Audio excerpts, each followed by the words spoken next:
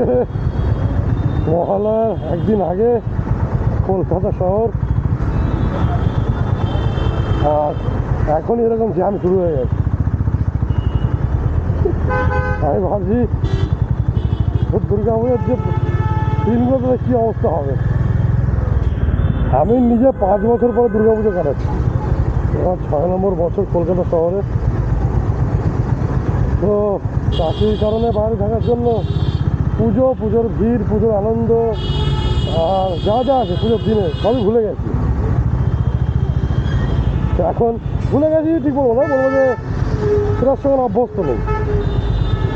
এখন দেখতে হবে যে পুজোর দিনগুলোতে আমার কীরকম কাটে। একটা সময় ছিল কিছু বছর আগেও, অবভিয়াসলি 6 বছর আগেও, যে বন্ধুদের সাথে সারা রাত বাইক নিয়ে বেরিয়েছিলাম। 2 দিন বেরিয়ে অবস্থা টাইট, বাইক নিয়ে বলছি। আমার খুব একটা অভ্যাস ছিল রাতভর ঘোরার।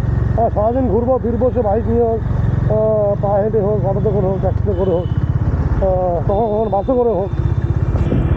কিন্তু এখন এত বছর সেই ঘোরাফেরার অভ্যাসটা চলে গেছে, সে ভিড় ঠেলার অভ্যাসটা চলে গেছে। আমি জানি অনেকে বলবে যে ভাই তাহলে রাত্রেবেলা ঘরে বসতাম। আমার মনে হয় ঘরে হয়তো বসতে পারবো না,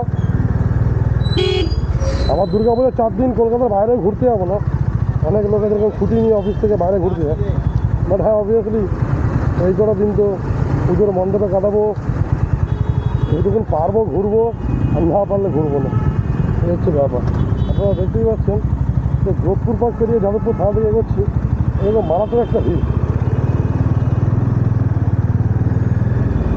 আমার আর ভালো লাগছে না। ইনফ্যাক্ট আমি যখন বাড়ি যাবো, গা থেকে এইসব যুদ্ধের পোশাকগুলো খুলবো আমরা দুজনে, এবং রিল্যাক্স হয়ে বসবো।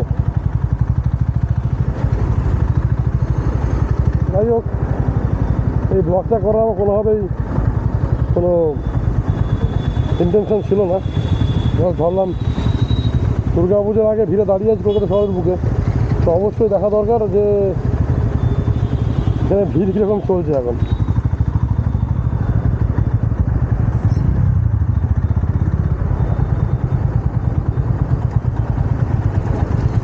আপনারা আপডেটস নিন।